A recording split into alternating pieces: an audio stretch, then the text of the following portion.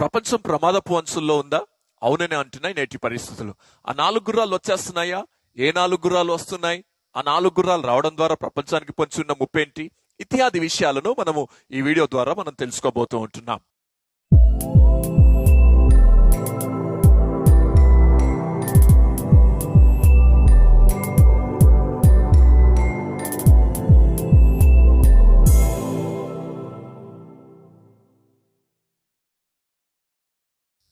ఇప్పుడు 3వ గుర్రం గురించి మనం నేర్చుకుందాం. ఆ 3వ గుర్రం ఏం తెలియపరుస్తూ ఉంటుంది అనే విషయాలు మనం గమనించుదాం. మరలా ప్రకటన గ్రంథం 6వ అధ్యాయము 5వ వచనం 6వ వచనము మనం ఒకసారి చదువుకుందాం. ఆయన 3వ ముద్రను విప్పినప్పుడు రమ్ము అని 3వ జీవి చెప్పుట వింటిని. నేను చూడగా ఇదిగో ఒక నల్లని గుర్రము కనబడెను. దాని మీద ఒకడు త్రాసు చేత పట్టుకొని కూర్చుండి ఉండెను. మరియు దేనారమునకు ఒక సేరు గోధుమలనియు దేనారమునకు 3 సేర్ల యవలనియు నూనెను ద్రాక్షారసమును పాడు చేయవద్దనియు ఆ 4 జీవుల మధ్య ఒక స్వరము పలికినట్టు నాకు వినబడిను. ఇక్కడ 3వ గుర్రం మీద బయలుదేరిన వ్యక్తి ఏ గుర్రం మీద వస్తున్నాడంటే నలుపు గుర్రం మీద వస్తూ ఉంటున్నాడు. అతనికి ఏం చేయబడిందంట? అతనికి ఒక త్రాసు ఇవ్వబడినట్లుగా మనం గమనించవచ్చు. అంతేకాదు అతను త్రాసును చేత పట్టుకొని కూర్చున్నాడు. దేనారమునకు ఒక సేరు గోధుమలనియు దేనారమునకు 3 సేర్ల యవలనియు అక్కడ మనం చదువుతూ ఉంటున్నాం. ఇప్పుడు ఈ 3వ గుర్రం నలుపు గుర్రం మీద వస్తున్న వ్యక్తి దేనికి సాదృశ్యంగా ఉన్నాడు? ఆ గుర్రం బయలుదేరడం ద్వారా ప్రపంచానికి పొంచున్న ముప్పు ఎలాగా అని తెలుసుకోవాలంటే మరొకసారి ఒలివల కొండ మీద ప్రసంగాన్ని ఒకసారి మనము గమనించుదాం. మత్తయి సువార్త 24వ అధ్యాయము 7వ వచనం. జనము మీదకి జనము, రాజ్యం మీదకి రాజ్యము లేచును, అక్కడక్కడ కరువులు భూకంపములు కలుగును, ఇవన్నీ వేదనలకు ప్రారంభం అని దేవుడు సెలవిస్తూ ఉంటున్నాడు. సో ఇవన్నీ అక్కడక్కడ కరువులు కలుగును అని చెబుతూ ఉంటున్నాడు. సో ఈ 3వ గుర్రం దేనికి సాదృశ్యము అనగా కరువులకు సాదృశ్యంగా కనబడుతూ ఉంటుంది.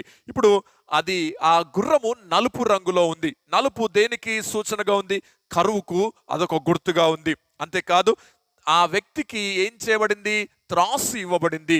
త్రాసు దేనికి సూచన, దేనికి గుర్తు అంటే ఇది బిజినెస్ ని సూచిస్తూ ఉంటుంది, అనగా వ్యాపారానికి సూచనగా ఉంది. ఆ క్రయ విక్రయాలు అనగా కొనడం అమ్మడానికి ఇవి సాదృశ్యంగా కనబడుతూ ఉంటున్నాయి. సో ఈ నలుపు గుర్రం కరువు, తర్వాత త్రాసు వ్యాపారానికి సాదృశ్యంగా కొనుక్కోవడం, అమ్ముకోవడానికి. ఇప్పుడు దాన్ని బట్టి మనకి ఏమర్థమవుతుందంటే నేడు ప్రపంచంలో ఒక గొప్ప కరువు రాబోతుందని, ఇప్పటివరకు వచ్చిన కరువులన్నిటికంటే ఒక భయంకరమైన కరువు ప్రపంచాన్ని ముంచేయబోతుందని మనకి అర్థమవుతూ ఉంటుంది. ఇక్కడ మనం గమనించినట్లయితే ఒక దేనారమునకు ఒక సేరు గోధుమలు అని రాయబడింది. ఒక దేనారము అంటే మత్తయి సువార్త 20వ అధ్యాయము 2వ వచనాన్ని మనం గమనించినట్లయితే అక్కడ రాయబడుతూ ఉంటున్న మాట ఏమిటంటే అక్కడ ఒక దిన కష్టార్జితానికి ఒక దేనారం అతనికి ఇచ్చినట్లుగా మనం చూడవచ్చు అనమాట. సో దేనారము అనగా అర్థం ఏంటంటే ఒక రోజు కష్టార్జితము అని మనకు అర్థమవుతుంది. సో ఒక దిన కష్టార్జితంతో ఏం తీసుకుంటున్నాడు? ఒక కిలో గోధుమలు కొనుక్కునే పరిస్థితి అనమాట. కరువు కాలంలో ఇప్పుడు పరిస్థితిలో కరువు రాబోతుంది. ఆ కరువు ఎలాగ ఉండబోతుందంట? ఒక రోజు జీతం అనగా ఒక వ్యక్తి సంపాదించిన ఒక రోజు జీతముతో 1 కిలో గోధుమలు కొనుక్కునే భయంకరమైన కరువు రాబోతూ ఉంటుంది. ఉదాహరణకి మీకు అర్థం కావాలంటే నేను ఒక విషయం చెప్తాను ఈ రీతిగా. ఇప్పుడు సాఫ్ట్వేర్ ఇంజనీర్లు మనం చూడవచ్చు. వారు దాదాపు ఆన్ అన్ యావరేజ్ వాళ్ళ మంత్లీ ఇన్కమ్ దాదాపు 70,000, 50 నుంచి 70,000 రూపాయలు ఉంటుంది. సో వారి ఒక రోజు జీతం అనగా 1 డే శాలరీ ఎలాగా ఎంత ఉంటుంది అని అంటే గమనించేది 1,500 నుంచి 2,000 వరకు ఒక దినపు శాలరీ ఉంటుంది అనమాట.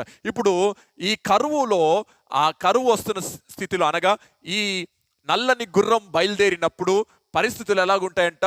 1,500 రూపాయలు లేదా 2,000 రూపాయలు 1 కిలో గోధుమలు కొనుక్కునే పరిస్థితి. అంత భయంకరమైన కరువు రాబోతూ ఉంటుంది.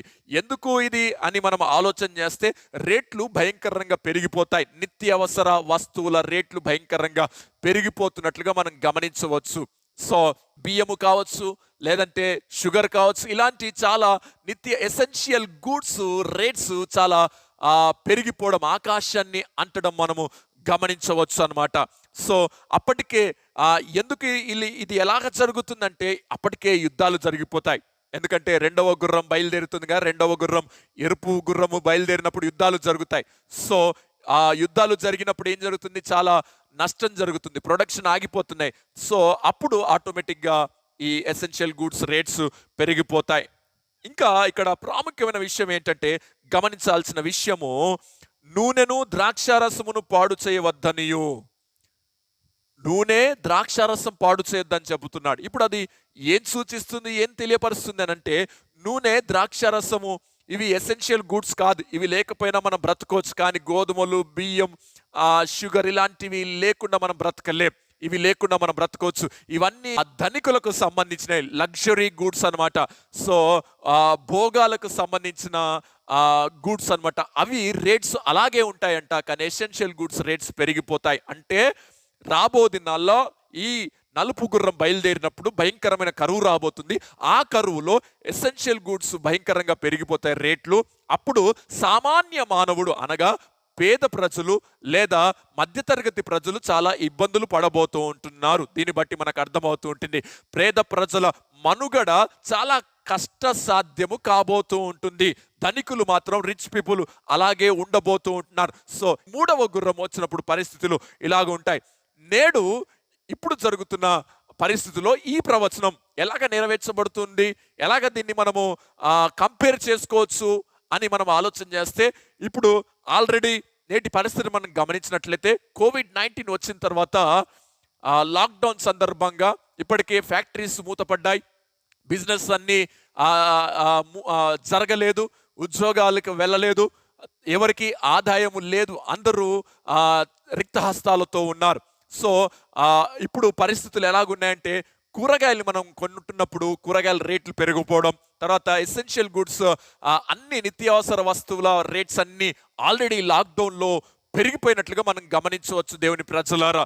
ఇంకా చెప్పాలంటే ఈ లాక్డౌన్లో మనం గమనించినట్లయితే పేద ప్రజలే చాలా ఇబ్బంది పడ్డారు, మధ్యతరగతి ప్రజలే ఇబ్బంది పడ్డారు. రిచ్ పీపుల్, సెలబ్రిటీస్ కావచ్చు, సినీ యాక్టర్స్ కావచ్చు, మినిస్టర్స్ కావచ్చు, వీళ్ళందరూ లాక్డౌన్ ఎంజాయ్ చేస్తున్నారు.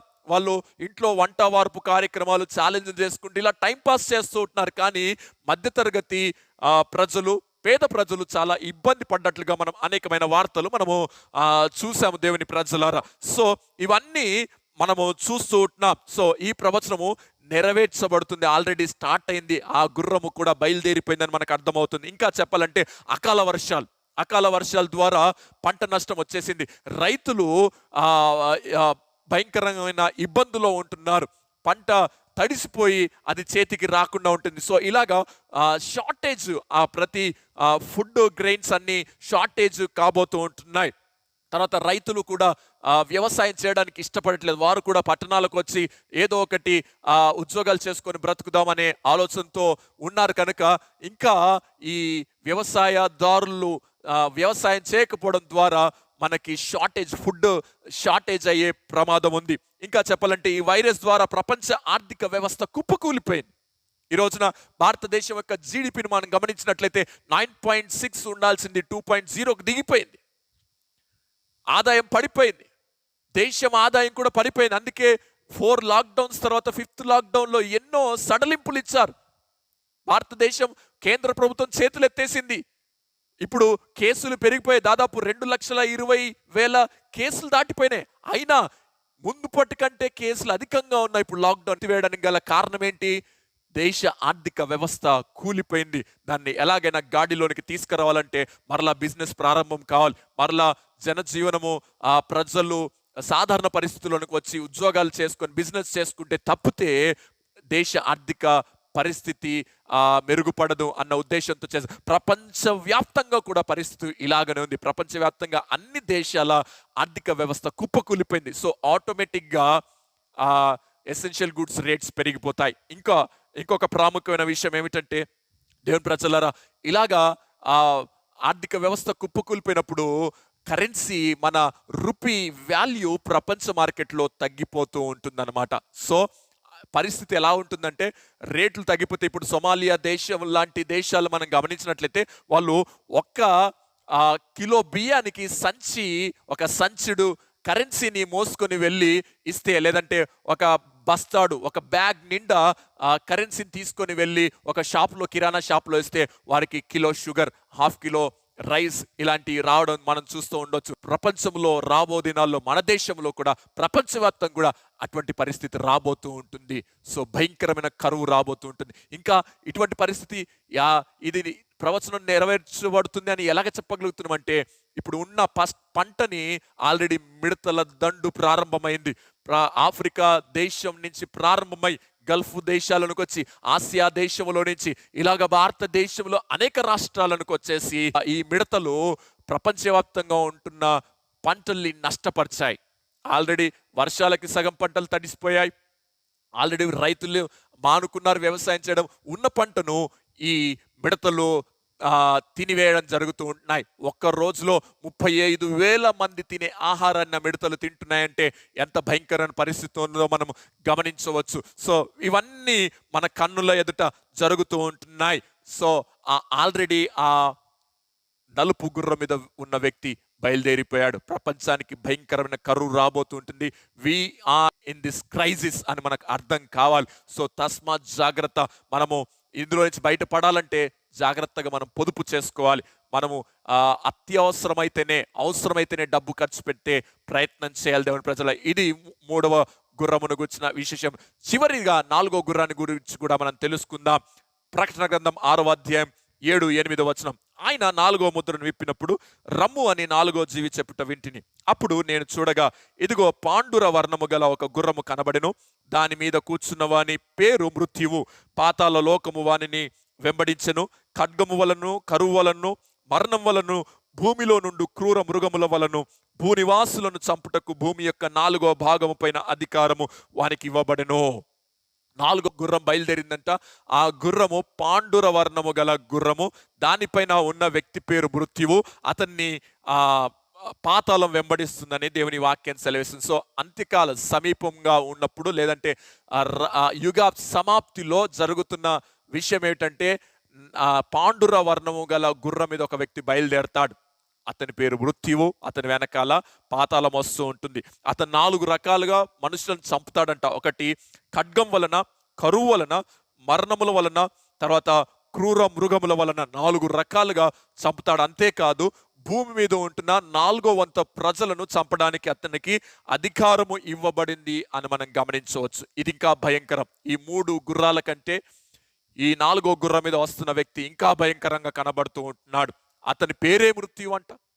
అతని వెనకాల పాతాళ లోకం బయలుదేరి వస్తుందని మనం గమనించవచ్చు. ఇప్పుడు ఆ పాండుర వర్ణము గల కలర్ ఏంటో మనకు అర్థం కావాలి. దాన్ని బట్టి మనము గమనించినట్లయితే దేవుని ప్రజలారా, గ్రీక్ పదం నుంచి ట్రాన్స్లేట్ చేస్తే ఇది గ్రీన్ కలర్ గా మనం చెప్తూ ఉంటారు. ఇంకొంతమంది వ్యాఖ్యానకర్తలు దీన్ని ఒక బూడిద రంగుగా చెబుతూ ఉండడం మనం చూడవచ్చు. ఇంకా అంతేకాదు, పాలిపోయిన పసుపు రంగు అని చెబుతూ ఉంటారు. ఏదేమైనా ఇది గ్రీక్ పదాన్ని మనం తీసుకున్నట్లయితే ఇది గ్రీన్ అని మనం చెప్పుకోవచ్చు. భూమి మీద అత్యధిక సంఖ్యలో జరిగే మరణాలకు ఈ గుర్రము కారణం కాబోతుంది, సూచనగా కనబడుతుందని మనకు అర్థమవుతుంది. భూమి మీద 4వ భాగము జనాభా చంపేయడానికి తనకి అధికారం ఇవ్వబడింది. ఎలాగ చంపుతాడు? 4 రకాలు ముందే చెప్పాను. ఎలాగా? యుద్ధముల ద్వారా, ఖడ్గము ద్వారా, కరువుల ద్వారా, మరణాల ద్వారా, క్రూరముగం ద్వారా. ఆల్రెడీ 3 గుర్రాలు దానికే సాదృశ్యంగా ఉన్నాయి. యుద్ధము, కరువు ఆల్రెడీ వచ్చేసాయి. ఇప్పుడు 2 కొత్తవి ఇతనికి అధికారం ఇవ్వబడింది. కొత్త తరహాలో చంపబోతున్నాడు. ఒకటి తెగుళ్ళ ద్వారా, 2 క్రూర మృగాల ద్వారా. సో ఇవి కొత్తవి. అంటే ఎట్ ఎ టైం యుద్ధాలు జరుగుతాయి, అదే టైంలో కరువులు వస్తాయి, తెగుళ్ళు వస్తాయి, మృగాలు కూడా వచ్చి చంపేస్తాయని దేవుని వాక్యం సెలవిస్తూ ఉంటుంది. దేవుని ప్రజలారా, భూమి మీద 4వ వంతు అంటే జనాభా, నేడు ప్రపంచ జనాభాను మనం గమనించినట్లయితే 780 కోట్లు, 7.8 మిలియన్ క్రోర్స్ పాపులేషన్ నేడు భూమి మీద ఉంది. ఇప్పుడు 4వ వంతు అనగా approximately 200 crores people will die ఈ 4వ గుర్రం బయలుదేరినప్పుడు. సో దాదాపు ఇప్పుడు ఈ వైరస్కే దాదాపు 20-30 లక్షల మంది చనిపోతేనే ఎంతో భయపడుతూ ఉంటున్నారు.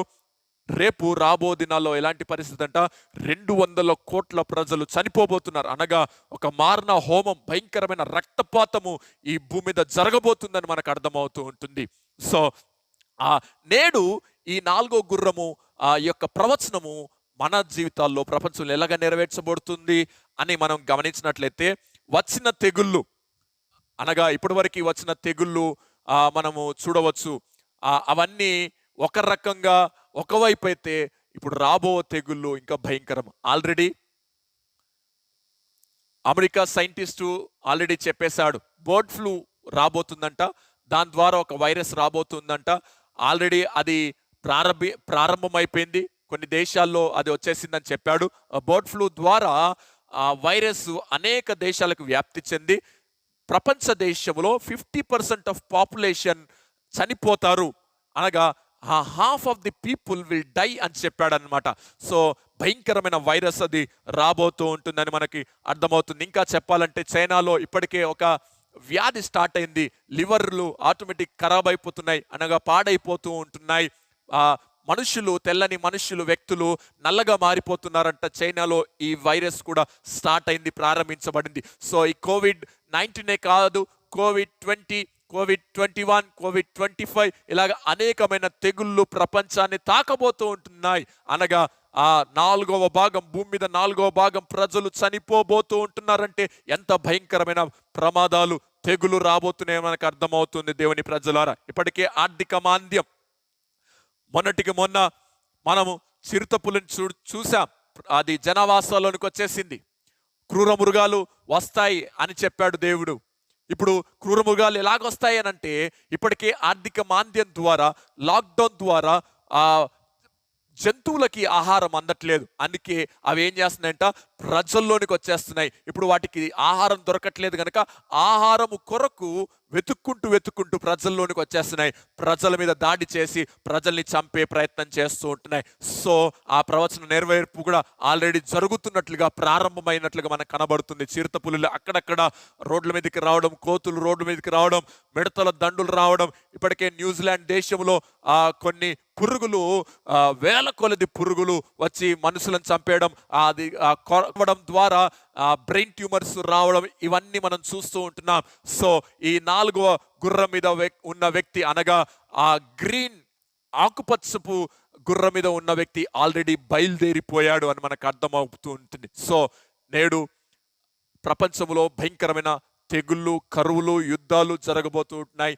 4వ వంతు జనాభా చనిపోబోతూ ఉంటున్నారు. మనం చాలా జాగ్రత్తగా ఉండాలి. ఇలాగా 4 గుర్రాలు. మొదటి గుర్రం తెలుపు గుర్రం, ఆల్రెడీ అబద్ధ ప్రవక్త, అబద్ధ బయలుదేరిపోయాడు. అలా ఒక వేదిక సిద్ధపరచబడుతుందని మనం గమనించుకున్నాం. 2 ఎరుపు రంగు మీద ఉన్న గుర్రం కూడా బయలుదేరిపోయిందని మనం చూస్తున్నాం. యుద్ధ సమాచారాలు, చైనా దేశము ఎరుపు జెండా కలిగిన దేశం, అది ప్రపంచాన్ని శాసించడానికి ప్రయత్నం చేస్తుంది. ప్రపంచంలో ఇప్పుడు దాని దగ్గర ఉన్న సైనిక శక్తి ఏ దేశానికి లేదు. ప్రపంచంలో అత్యధికమైన శక్తి కలిగిన దేశంగా అది ఉంటుంది కనుక ప్రపంచాన్ని శాసించాలని కోరుతుంది. యుద్ధానికి కూడా సిద్ధంగా ఉంది. 3వది నలుపు గుర్రం, ఆల్రెడీ కరువు వచ్చేసింది. అనేక ఈ వైరస్ ద్వారా లేకపోతే యుద్ధాల ద్వారా జరుగుతున్న పరిణామాలను బట్టి ఎసెన్షియల్ గూడ్స్ రేట్స్ పెరిగిపోయినాయి. కరువు వచ్చేసింది దేశంలో, ప్రపంచంలో. ఇప్పుడు 4వ చివరి గుర్రము, గ్రీన్ హార్స్ కూడా బయలుదేరిపోయినట్లుగా మనం చూస్తూ ఉంటున్నాం. కొత్త వైరస్లు రాబోతూ ఉంటున్నాయి. దేవుని ప్రజలారా, ఇవన్నీ చెప్పడం ద్వారా మిమ్మల్ని భయపెట్టాలని కాదు, కానీ మిమ్మల్ని రాకడకు సిద్ధపరచాలని. నేడు ప్రపంచంలో జరుగుతున్న ప్రతి పరిణామం మనం క్షుణ్ణంగా పరిశీలన చేస్తే ఈ ప్రశ్న నెరవేర్పులు, అనగా యుగ సమాప్తి కొరకు రాయబడిన ప్రతి ప్రవచనము నెరవేర్చబడుతుందని మనం గమనించవచ్చు. అయితే వీటన్నిటి నుంచి మనం ఎలాగా తప్పించుకుంటాం, దేవుని బిడ్డలమైన మనం ఎలాగా తప్పించుకోగలుగుతామంటే, ఒక్కటే, మన భక్తిని మనం కాపాడుకోవాలి, సిద్ధపాటు కలిగి ఉండాలి. ఈ శ్రమల నుండి మనం తప్పించుకోవాలంటే మెలకువ కలిగి మనం ప్రార్థన చేయాలి. ఎందుకంటే ఈ సంభవాలు ఎప్పుడు ఎలాగా, ఈ సంభవాల వల్ల ప్రపంచం ఎప్పుడు ఎలాగా ముగించబడుతుందో మనకి తెలియదు కనుక, దేవుని రాకడ ఎప్పుడు రాబోతుందో మనకి తెలియదు కనుక, మనం బుద్ధి కలిగిన కన్యకల వలె సిద్ధపాటు కలిగి, మెలకువ కలిగి ప్రార్థన చేసుకొని ఉంటే మనము వీటన్నిటి నుంచి మనం తప్పించబడతాం. ఇవన్నీ ఆల్రెడీ జరుగుతున్నాయి. ఆల్రెడీ ఈ 4 గుర్రాలు బయలుదేరిపోయాయి. సో ప్రపంచానికి గొప్ప ప్రమాదమే పొంచి ఉంది, ఆల్రెడీ బయలుదేరిపోయా. సో క్రైస్తవుడా, తస్మాత్ జాగ్రత్త. ఈ వీడియో నిన్ను హెచ్చరించడానికి, నిన్ను రాకడకు సిద్ధపరచడానికే ఈ వీడియో అని నువ్వు గమనించి త్వరగా నువ్వు సిద్ధపడితే దేవుని రాకడలో ఎత్తబడతావు. ఈ ఈ శ్రమలన్నిటి నుంచి, ఈ రాబో విపత్తులన్నిటి నుంచి నువ్వు తప్పించబడతావు. నిత్య నరకమును నువ్వు తప్పించుకొని దేవునితో నిత్య రాజ్యములోనికి వస్తావు. దేవుడు ఈ మాటలు దీవించి మన వినికిల్లో ఆశీర్వదించి ఆయన రాకడకు మనందరినీ సిద్ధపరచునుగాక. ఆమేన్. ఒక చిన్న ప్రార్థన చేస్తాను. తలలు వంచి కళ్ళు మూసుకోండి. మహాపరిశుద్ధుడా, మహోన్నతుడానికి వందనాలు నాయన. మరొకసారి నాయన అనేకమైన ఆశ్చర్యకరమైన నాయన తండ్రి పరిశుద్ధుడా గుప్తమైన సంగతులను మేము తెలుసుకోవడానికి నువ్వు చూపిన కృప కొరకు నీకు స్తోత్రాలు. ప్రకటన గ్రంథంలోని 6వ అధ్యాయంలో ఉంటున్న 4 ముద్రలు విప్పి ఆ 4 గుర్రాల గురించి తెలుసుకోవడానికి, ప్రపంచానికి ఎలాగా ప్రమాదం పొంచి ఉందో, ఆ 4 గుర్రాల ద్వారా ఏమి రాబోతుంటుందో మా మీదకి స్పష్టంగా మేము నేర్చుకోవడానికి చూపిన కృప కొరకు నీకు స్తోత్రాలు తండ్రి. వీటన్నిటిని తప్పించుకోవడానికి నాయన నీ బిడలకు కృపను దయచేయమని ప్రార్థన చేస్తూ మాకు మేము మెలకువ కలిగి బుద్ధి కలిగిన కనికల వలె మేము సిద్ధపాటు కలిగి ఉండడానికి కృపనివ్వమని ఈ వీడియో చూస్తున్న వారందరి మీదకి అతి కృపను మీరు విడుదల చేయమని యేసు క్రీస్తు పరిశుద్ధ నామములో ప్రార్థించి వేడుకొని పొంది ఉన్నాము తండ్రి. ఆమేన్. క్రీస్తునందు ప్రియులారా, మీ అందరికీ మాదొక విన్నపం. ఈ వీడియోస్ మీకు నచ్చినట్లయితే లైక్ చేయండి, మీ ఫ్రెండ్స్కి, ఫ్యామిలీ మెంబర్స్కి షేర్ చేసి అనేకులను రాకడకు సిద్ధపరిచి ఆ మెలకువ కలిగి ఉండడానికి మీ వంతుగా ప్రయత్నం చేయండి. అంతేకాదు ఈ వీడియోస్ని మీరు షేర్ చేసి మా ఛానల్ని మీరు సబ్స్క్రైబ్ చేసుకొని బెల్ బటన్ ప్రెస్ చేసి తద్వారా వస్తున్న ప్రతి వీడియోను మీరు మొదటిగా చూసే అవకాశం పొందుకోండి. దేవుడు మిమ్మల్ని దీవించి ఆశీర్వదించునుగాక. ఆమేన్.